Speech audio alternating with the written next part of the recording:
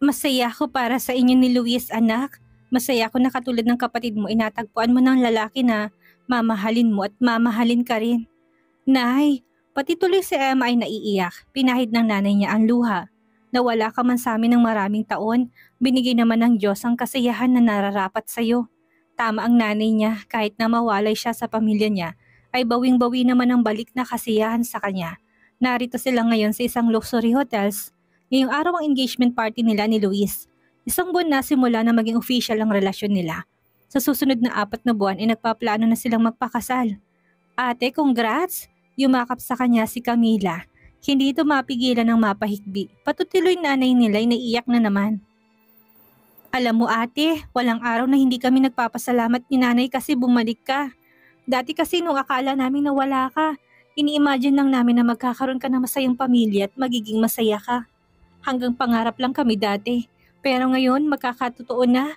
Pinahid ni Emma ang luha. Mukhang masisira ang makeup niya dahil sa kakaiyak niya. Natuon ang atensyon ng mga bisita nang umakyat si Luis sa stage. Napakagwapo ng binata sa suot na puting tuxedo, black trouser at black leather shoes. Daig pa nito isang Asian na aktor. Teka, huwag niyang sabihin sa akin na siyang mag-host ng party. Ate, bakit tumulong laway mo? Pang-asar ni Camila na makita kung paano siya napangangan nang umiti si Luis sa kanya. Ladies and gentlemen, panimula ni Luis, esteemed guests and beloved family and friends, we are gathered here today to celebrate a joyous occasion, the engagement of me and my beloved person, Emma de la Torre. Malakas na nagpalakpakan ng lahat ng bisita, subalit wala doon atensyon niya kundi na kay Luis lang. Hindi inaalis ni Luis ang tingin nito sa kanya habang pababa ng hagdan. Nakangiting nilahad ni Luis ang palad sa harapan niya. Let's dance, love. Let me show them how happy I am to have you as my future wife. Humawak siya sa kamay ni Luis. Nang higitin siya nito, ay napasinghap siya. Nakarinig siya ng mga bulong-bulungan. Siya ba talagang fiancé ni Mr. Tan? Ngayon ko lang nakitang babaeng yan. Sino siya? Kaninong pamilya siya nagmula? Shh! Don't listen to them. Bulong ni Luis. Napansin kasi nito na natigilan si Emma. Let's enjoy the whole night. Pero kung gusto mo pwede tayong umuwi at sa kwarto na lang mag-enjoy. Ouch! Daing nito ng kurutin ni Emma. Puro kakalokohan. Mukhang ibang enjoy ang nasa isip nito. Napairap siya nang tumawa to. Pero agad din siyang napangiti. Kitang-kita kasi niya sa mukha nito kung gaano to kasaya. Sa kanilang dalawa nga ay mas excited pa ito sa engagement party nila. Nang makita ni Luis ang luha niya ay sinapo nito ang pisngi niya. Mas gusto kong makita ka na sa kasal natin umiiyak, kaya tahan na. Panunod yun nito. Mahina niya itong hinampas sa dibdib. Sa masaya ako, nakalabing sabi ni Emma. Sinong hindi maiiyak, lahat ng magandang bagay ay nangyari sa kanya. Ikaw nga hindi nakatulog dahil sa sobrang saya eh. Paano pa kaya kapag ikinasal na tayo? Nag-iwas ng tingin si Luis, mukhang nahihiya ito. Akala yata nito hindi niya alam na hindi ito makatulog ng maayos dahil sa pananabik. Sir, humahangos na lumapit sa kanila si Bert. Namumutla ito kaya bigla tuloy ang pagsalaki ng kaba sa dibdib nila. Si Angel nawawala. Ano? Namanhid ang katawan niya sa narinig. Parang nabingis siya at walang maintindihan pagkatapos ding marinig. Paano nawawala ang anak ko? Kanina lang nakita ko pa siya. Luis, hanapin mo si Angel please. Ate, Kuya Luis, maging si Camila ay mahangos na lumapit sa kanila. Si Ashton nawawala rin. Hindi namin siya makita. Shit, kumuyom ang kamao ni Luis. Bert, ihanda mong lahat para hanapin ang mga anak ko. Magsagawa agad ng checkpoint sa lahat ng hangganan ng buong district. Nakapamulsang dumating si Zovito. Pati si Axos nawawala. Mukhang magkasama sila ni Ashton ngayon. Ano? Naglalakihan ng butas ng mata at ilong ni Camila. Nawawala rin palang anak natin tapos pakulkul ka lang dyan. Shit, napatalon-talon si Zovito na malakas sa sipain nito ng asawa sa binti. Calm down mo mukha mo. Gumangawa na bumaling si Camila sa kanya. Ate Emma, pag nahanap ng mga anak natin, ampunin mo na lang ako. Ayoko na sa asawa ko. Nakakabwisit siya. Agad na sinagot ni Bert ang tawag ng kasamahan. Sir, nakita na nila ang 3 bata. Kasama sila ni Bob. Si Bob? Kumuyom ang kamao ni Luis. Mukhang gusto talaga ng lalaki na mabaon ng buhay sa lupa. Ihanda ang sasakyan. Bert, aalis tayo para puntahan ang gagong yun. Sama ako, Luis. Please, hayaan mo kong sumama. Love, delikado. Saka kasama ko na si Zovito. Basta sasama kami, singit ni Camila. Tama si Camila, Luis. Sasama kami. Mga anak din namin ang involved rito, please. Pasamahin mo na kami. Napabuntong hininga na lang si Luis kahit si Jovito ay walang nagawa para pigilan si Camila na sumama. Bago sumakay sa sasakyan ay sumitsit si Camila sa kanya. Napaawang ang labi niya nang abutan siya nito ng maliit na baril. Baril? Anong gagawin ko rito? Saka bakit may ganito ka? Kailan pa naging guns ang kapatid niya? Sa susunod ko na lang sasagutin ang tanong mo, ate. Sa ngayon magdala ka na muna nito. Kakailanganin mo ito kapag nalagay sa panganib ang buhay ng mga mahal mo sa buhay. Bumulong pa ito sa kanya. Huwag mong kakalimutang ikasa ito bago mo iputok, ha? Tinignan ni Emma ang baril na nasa kamay niya. Malit ito pero mukhang nakakamatay. Napalunok siya. Kaya niya kayang iputok ito? Umiling-iling, malabo yon. Kilala niya sarili niya, hindi niya kayang gumamit ng ganito. Malakas ang loob ni Camila, siya hindi. Love, agad na sumakay siya ng sasakyan nang marinig si Luis. Wait nyo lang kami ni Daddy mga anak, darating kami para sa inyo. Pagkasakay niya ay kaagad na umandar ang sasakyan, hinawakan ni Luis ang nanlalamig niyang kamay. Don't worry love, walang mangyayaring masama sa anak natin. Humalik to sa noon niya. Pagsisisihan ni Bob ang ginawa niyang pagkuha sa anak natin. Gumanti siya ng pisil sa kamay nito. Kay Luis, natatakot ako pero naniniwala ko hindi sasaktan ni Bob ang mga bata. Lalo na si Angel. Kahit naman hindi siya mabuting tao, hindi rin naman siya ganun kasama kasi kung masama siya, bakit hindi pa niya tayo ginugulo simula nang umalis ako sa poder niya? Dumilim ang mukha ni Luis. Siguro nga ay tama ka, pero isa lang ang sigurado ako, Emma. Kapag sinaktan niya mga bata, ipapatayin ko siya. Diyos ko, huwag naman sanang saktan ni Bob ang mga bata. Nakikiusap ako sa iyo, Diyos ko. Piping dasal ni Emma, nagulat ang lahat ng tauhan ni Bob na may bigla na lamang may bumanggang sasakyan sa gate. Ano pong kailangan nila? Nangangatog sa takot na tanong ng bantay. Anumang sandali handa nang tumakbo ang lalaki, lalo na't napakaraming kalalakihan ng lumabas sa sasakyan. Kasama na sina Luis at Jovito. Ma'am Abby, ikaw pala yan. Nabuhayan ng loob ang lalaki pero kaagad din napatras sa takot ng tingnan to ni Luis na masama. She's not Abby, she is my Emma. Tinutok ng binatang baril sa ulo nito. Nasaan ang amo mo? Ituro mo kung ayaw mong pasabugin kong ulo mo. Kill them now, Luis. Sulsul ni Jovito. It's a waste of time asking someone who couldn't answer your question. Mukhang nalunok niya ang dila niya. Gusto na yata niyang mamatay. Namumutlang nagsalit-salita ng tingin ni Emma sa dalawang lalaki. Naguguluhan siya. Bakit parang hindi malang natatakot ang dalawa? O nababahala? Kill them daw. Ganun ba kadali sa dalawang pumatay? Nang bumaling siya kay Camila ay parang sanay nito sa narinig. Nakakawit pa nga ang kamay nito sa braso ng asawa. Nasa loob po si boss. Parang awa niyo na po, huwag niyo kaming papatayin. Takot na pakiusap ng lalaki. Mr. Z, Sir Luis, mauna na kayo sa loob. Kami na ni Bert ang magbabantay dito sa labas. Singit ni Looney. Takot na sumunod si Emma sa tatlo. Ma'am Abby, malakas sa tawag ni Dina at manang sa kanya nang makita siya. Akala namin hindi ka na babalik. Naku, wag po. Agad na napaluhod sa takot ang dalawa nang tutukan ito ni Luis ng baril. Luis naman, wag mo naman silang takutin. Kulang na lang pati siya atakihin sa puso. Diyos ko, bakit nakakatakot naman itong si Luis ngayon? Isip-isip ni Emma. Mabuti silang tao, Luis. Hindi sila naging masama sa amin ni Angel noong nandito pa kami kaya ibaba mo ng baril mo. Sabay-sabay pa silang nakahinga ng maluwag na ibaba ni Luis ang hawak na baril. Nasaan ho si Bob, manang Dina? Tanong niya.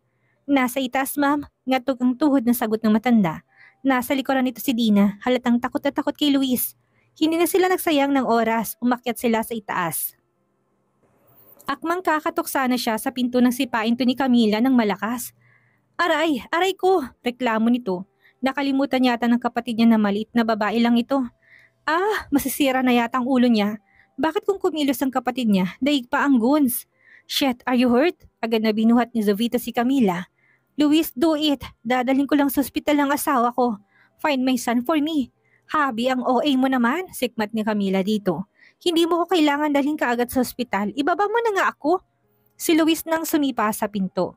Madilim ang kwarto ni Bob, mukhang walang tao. Teka, iyak ba yon? Nanindig ang balahibo niya. Iyak nga. Para makumpirmang hinalay binuksan niya ang ilaw. Nakita nila si Bob na nakatalikod sa pwesto nila. Umaalog ang balikat nito at tanda na umiiyak ito. You bastard! Agad na hinila ni Luis si Bob sa damit nito. Akmang susuntukin na ito ni Luis na matigilan to. No, hindi lang si Luis ang natigilan ko, hindi silang lahat. Puno ng makeup ang mukha nito. Bob, hindi nito inalis ang pagkakahawak ni Luis. Patuloy to sa pag-iyak na parang bata. Walang hiya ka, anong ginawa mo sa anak namin? Hindi ka talaga nagbago, Kuya Bob. Masama talagang ugali mo, kaya ayaw ko noon pa sa'yo para kay Ate Emma eh. Hindi ka lang kasing pangit, masama pang budi mo. Giyan na sigaw ni Camila, pinahid ni Babang luha. Emma, bakit bumalik ka? Na-realize mo na ba na akong mahal mo't hindi siya? Parang bata na tanong nito. Mahinang natawa si Jovito na makita kung paano namula sa galit ang mukha ni Luis. Luis, wag! Awat niya nang tutukan nito ng baril si Bob. Maghunos dili ka. Hindi mo kailangan manakit. Please naman, nagmamakaawa ko sa'yo. Huwag mo saktan si Bob. Napabuntong hininga na lang si Camila. Kahit na dapat magalit ang ate niya kay Bob ay mas nangibabaw ang awa nito. Magkaiba talaga silang dalawa ng ugali ng ate niya. Hindi naman talaga dapat sasagutin ng ate niya noon si Bob. Kaso naawa ito sa lalaki dahil 3 taon tong nanligaw sa ate niya. Saka akala ng ate niya ay mabuting tao ito. Tinatago kasi ng lalaking ito ang baho kapag nariyan ng ate niya. Napailing siya. Nagawa pa talaga nitong magparitoke para makuha ang ate niya. Baliw ng isang ito. Shit! Mura ni Luis ng mga tauhan. Hindi niya gustong bumalik sa dati. Gusto niya na maging mabuting tao para kay Emma. Inalalayan ni Emma si Bob na maupo. Selos naman si Luis sa nakikita. Ang swerte ng gago. Naging masama na kay Emma pero pinakitaan pa rin ang kabutihan. Bob, si Angel bang naglagay ng makeup sa mukha mo? Nasaan si Angel, Bob? Nasaan ang anak ko? Pinahid ni Bob ang luha sa mukha. Oo, si Angel nga. Kung ganun, nasaan ang mga anak namin? Luis firmly asked. Nasa boses ang pagpipigil na huwag sumabog sa galit. I am sorry, Emma. Alam kong hindi mo ko gustong makita pero dahil gusto kitang makita. Sa huling pagkakataon, nagpunta ako doon kanina. Nagsimula itong lumuha. Pasensya na kayo, wala naman akong balak na manggulo. Nagsasabi ako ng totoo. Nandun ako kasi gusto ko makita ka sa huling sandali bago ko pumunta ng Europe. Tumingin si Bob kay Emma na umiiyak. Bakas ang sakit at pagsisisi sa mukha ni Bob. Pinagsisihan niya ang ginawa sa babaeng sobra niyang minahal. Pero wala na, huli ng lahat. Hindi na niya mababawi ang pagkakamali na nagawa. I went there and Angel saw me. Humingi ako ng tawad sa kanya sa lahat ng kasalanan na ginawa ko. Tinuro nitong mukha pero sabi ng anak mo, papatawarin niya lang ako kapag nagpalagay ako ng makeup sa kanya. Mahinang natawa si Bob kahit umiiyak ay naaliw to kapag naalala ang anak ni Emma. Teka, bakit nga pala kayo nandito? Bakit hinahanap niyo si Angel sa akin? Nagkatinginan sila Emma at Luis. Hindi mo kasama si Angel? Biglang kinabahan si Emma na umiling ito. Kanina, yes, kasama ko sila. Pagkatapos akong lagyan ng makeup ni Angel sa mukha, iniwan ko na sila sa lobby ng hotel. Huwag ka na magkaila pa, Kuya Bob. Ilabas mo ng anak namin. Namumula sa galit na bulyaw ni Camila. Napatiim naman ang bagang na sina Luis at Jovito. Hindi ako mabuting tao. Inaamin kong bagay na yon. Pero katulad na sinabi ko kanina, nagpunta lang ako doon para makita si Emma. For the last time dahil aalis na ako ng bansa. Saka nangako ako kay Angel at dun sa kakambal niya na hindi na ako manggugulo. Bakit ba ayaw niyo maniwala? Sir, lumapit si Bert kay Luis sa kadarating lang. Nakita nila si Angel na kasamang lalaki niya sa ospital, hindi dito sa bahay. May nakapagsabi rin na staff na hotel na meron daw mga kababaihang may dalang 3 tulog na bata palabas ng hotel. Inakala nilang bisita ng party niyo ni ma'am ang mga babae kaya hindi nila sinita. See? Wala akong ginawa sa mga anak niyo. Pagkatapos namin mag-usap ni Angel ay umuwi agad ako, dagdag ni Bob. Nagkatinginan ng makahulugan sina Jovito at Luis. Those bastard, mapapatay ko sila kapag may ginawa silang masama sa anak ko. Luis, natatakot ako para sa mga bata. Luhan at nanginginig na sambit ni Emma. Lumambot ang ekspresyon ng binata para maibsan ang takot na darama ni Emma ay niyapos niya to. Don't worry, love. Hahanapin namin ang mga bata at ibabalik sila ng ligtas. Please, Luis, iligtas mong mga anak natin. Mr. Z, alam na namin kung nasan ang mga bata, imporma ni Looney. Nagpadala ng signal sila Ashton at Axos kung nasan sila. Kailangan nating bilisan dahil sa ngayon ay nakalabas na sila ng district. Prepare the fastest car. Susundan natin sila sa mabilis na paraan. Utos rito ni Jovito. Nakasakay na sina Emma at Luis ng sasakyan. Napapaang si Emma na mahilayan si Luis mula sa ilalim. Mga baril? Bakit ang daming ganito ni Luis? Una si Camila, binigyan siya ng baril. Tapos ngayon si Luis, meron din. Napasinghap si Emma sa gulat na biglang humarurot na napakabilis ang sinasakyan nila. Pakaramdam niya na iwan ang kaluluwa niya sa bilis ng pagpatakbo ni Bert. Ilang minuto lang ang lumipas at nagsalita si Jovito sa kabilang linya. Rinig nilang boses ng mag-asawa dahil nakakonect sila sa phone ni Luis. Dear Near, malayo pa lang ay huminto na sila para hindi mabulabog ang mga kumuha sa mga bata. Tumingala sila sa abandonadong gusali. Nasa loob ang mga bata. Kinasa ni Camila ang baril.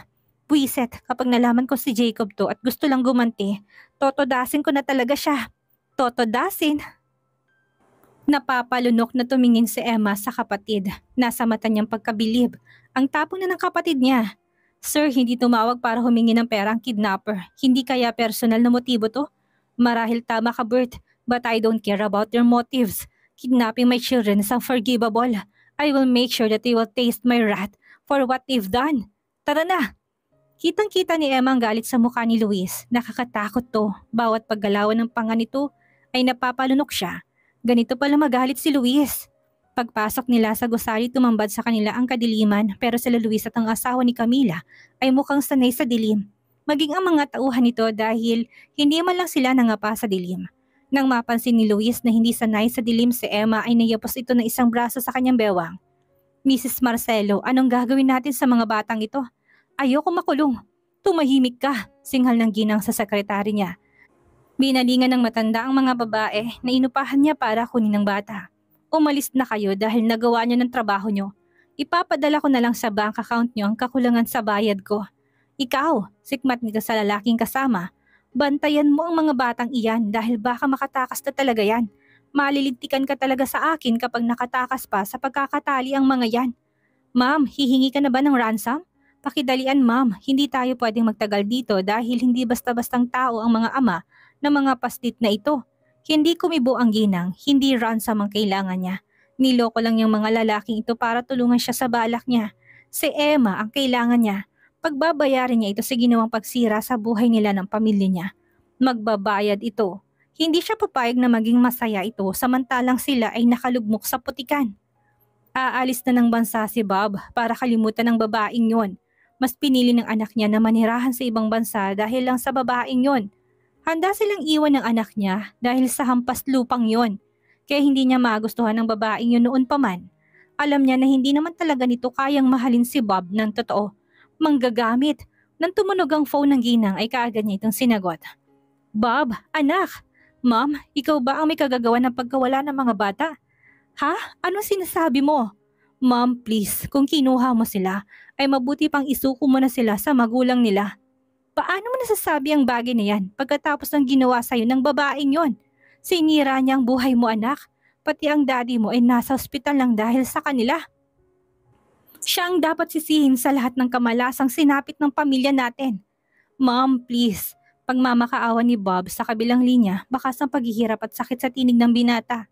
Hindi siya ang nagdala ng kamalasan sa pamilyang ito kung hindi tayo. Huwag mong isisi kay Emma ang lahat dahil walang ibang dapat sisihin kung hindi tayo. Bob, ang babae yun ang may kasalanan. Siya ang may kasalanan.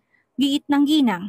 Sa'yo nagsimula ang lahat, ma'am. Kung hindi mo dinroga si Emma sa bar, hindi siya mabubuntis ng ibang lalaki. Hindi sana siya nakipaghiwalay sa akin. Ma'am, nagbulag-bulagan ako dahil ina kita. Hindi kita sinisisi kahit na ang toto'y napakasama ng loob ko sa'yo. Dahil sa'yo iniwan ako ni Emma. Mabuting babae siya, mommy. Nang alokin ko siya ng pananagutan kong pinagbubuntis niya, hindi siya pumayag. Kung oportunista siya at talagang mukhang pera, ay pumayag na siya at pinaako sa akin ng bata. Pero mas pinili niyang hiwalayan ako dahil ayaw niya akong saluhin kong obligasyon na hindi sa akin. Ganong klase siya ng babae, mommy. Kaya nga mas lalo ko siyang minahal. Rinig niyang pag-iyak ng anak. Paano nalaman ni Bob ang kanyang ginawa? Bob, anak, paano na tayo? Paano ng pamilya natin? Humahagulhol ng tanong ng kanyang ina. Pasensya ka na talaga, Bob. Dahil sa akin kaya nagkakaganito tayo. Masyado ako mapagmataas kaya nangyari to. Anong mangyayari ngayong hawak ng ina ni Bob ang mga bata? Mabawi kaya ni Luis at Emma ang mga anak nila o makipagmatigasan pa ang ginang? Yan ang ating aalamin sa susunod nating kabanata.